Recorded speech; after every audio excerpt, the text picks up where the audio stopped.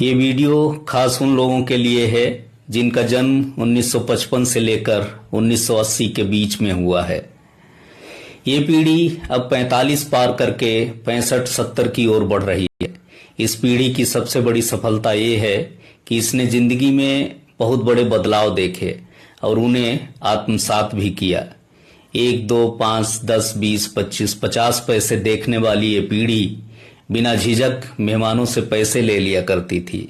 स्याही, कलम, pencil, pen से शुरुआत कर आज ये पीढ़ी स्मार्टफोन, लैपटॉप, पीसी को बखूबी चला रही है। जिनके बचपन में साइकिल भी एक विलासिता थी, वही पीढ़ी आज बखूबी स्कूटर और कार चलाती है। कभी चंचल तो कभी गंभीर, बहुत सहा और भोगा, लेकिन संस्कारों में पली बढ़ी ये पीढ़ी टेप रिकॉर्डर, पॉकेट ट्रांजिस्टर कभी बड़ी कमाई के प्रतीक थे। मार्कशीट और टीवी के आने से जिनका बचपन बर्बाद नहीं हुआ, वही आखिरी पीढ़ी हैं हम। कुकर की रिंग्स, टायर लेकर बचपन में गाड़ी खेलना इन्हें कभी छोटा नहीं लगता था। सलाई को जमीन में गाड़ते जाना ये भी खेल था और मजेदार भी। कच्चे आम तोड़ना इनके लिए चोरी नहीं था।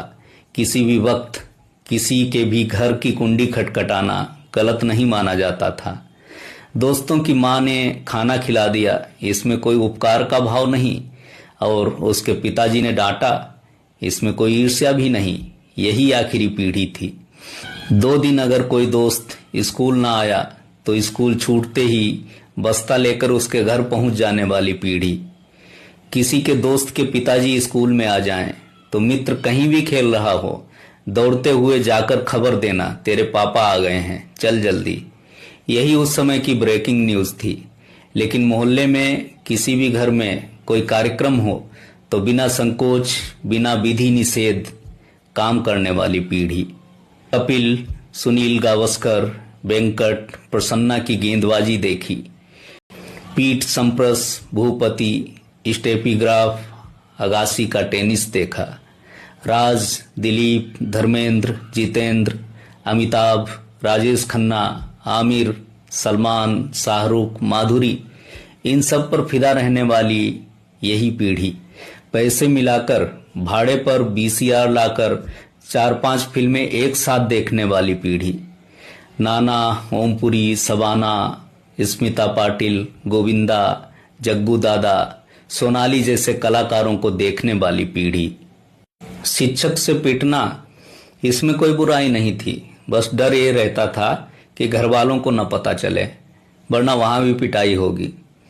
शिक्षक पर आवाज ऊंची न करने वाली पीढ़ी। चाहे जितना भी पिटाई हुई हो, दशहरे पर उन्हें सोना अर्पण करने वाली, और आज भी कहीं रिटायर्ड शिक्षक दिख जाएं तो निसंकोच झुककर प्रणाम करने वाली पीढ़ी। कॉलेज में छुट्टी हो तो यादों में सपने बुनने वाली पीढ़ी। न मोबाइल, न SMS, न व्हाट्सएप, सिर्फ मिलने की आतुर प्रतीक्षा करने वाली पीढ़ी। पंकज उधास की गजल, तूने पैसा बहुत कमाया, इस पैसे ने देश छुड़ाया, सुनकर आंखें पोंछने वाली। दिवाली की 5 दिन की कहानी जानने वाली। लिव इन तो छोड़िए, लव मैरिज भी बहुत बड़ा डेयरिंग समझने वाली। स्कूल कॉलेज में लड़कियों से बात करने वाले लड़के भी एडवांस कहलाते थे।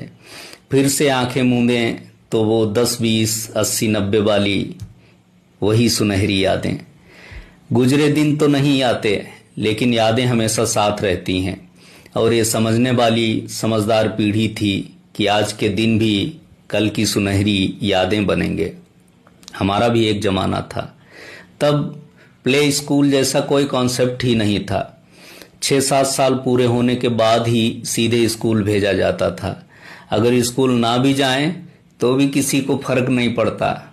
न साइकिल से न बस से भेजने का रिवाज था। बच्चे अकेले स्कूल जाएं, कुछ अनहोनी होगी ऐसा डर माता पिता को कभी नहीं हुआ। पास फेल यही सब चलता था, कोई प्रतिशत से कोई भी वास्ता नहीं था। ट्यूशन लगाना शर्मनाक माना जाता था क्योंकि ये ढीठ कहलाता था। किताब में पत्तियां और मोर पंख रखकर पढ़ाई में तेज हो जाएंगे, ये हमारा दृढ़ विश्वास था। कपड़े की थैली में किताबें रखना, बाद में टीन के बक्से में किताबें सजाना, ये हमारी क्रिएटिव स्किल था। हर साल नई कक्षा के लिए किताब कॉपी पर कवर चढ़ाना, ये तो मानो वार्षिक उत्सव होता था। साल के अंत में पुरानी किताबें बेचना और नई खरीदना, हमें इसमें कभी शर्म नहीं आई। दोस्त की साइकिल की डंडे पर एक बैठता, कैरियर पर दूसरा, और सड़क सड़क घूमना, यही हमारी मस्ती थी। स्कूल में सर से पिटाई खाना, पैरों के अंगूठे पकड़कर खड़ा होना, कान मरोड़ कर लाल कर देना, फिर भी हमारा ईगो आगे नहीं आता था। असल में हमें ईगो का मतलब ही नहीं पता था। मार खाना तो रोजमर्रा का हिस्सा था। मारने वाला और खाने वाला दोनों ही खुश रहते थे। खाने वाला इसलिए कि चलो आज कल से कम पड़ा, और मारने वाला इसलिए कि आज फिर मौका मिला। नंगे पांव लकड़ी की बैट और किसी भी बॉल से गली गली क्रिकेट खेलना, वही असली सुख था।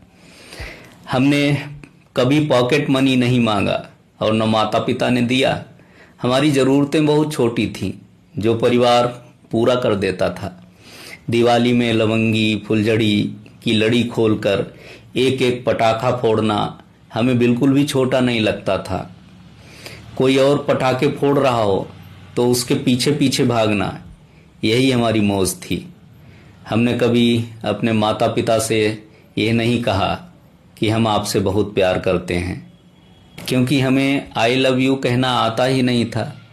आज हम जीवन में संघर्ष करते हुए दुनिया का हिस्सा बने हैं।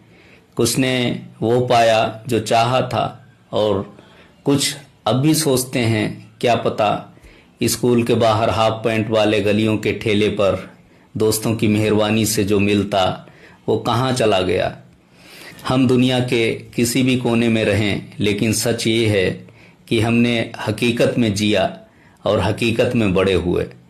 कपड़ों में सिलवटें ना आए, रिश्तों में औपचारिकता रहे, ये हमें कभी नहीं आया। हमने कभी अपनी किस्मत को दोष नहीं दिया। आज भी हम सपनों में जीते हैं, शायद वही सपने हमें जीने की ताकत देते हैं। हमारा जीवन वर्तमान से कभी तुलना नहीं कर सकता। हम अच्छे हों या बुरे, लेकिन हमारा भी एक जमाना था।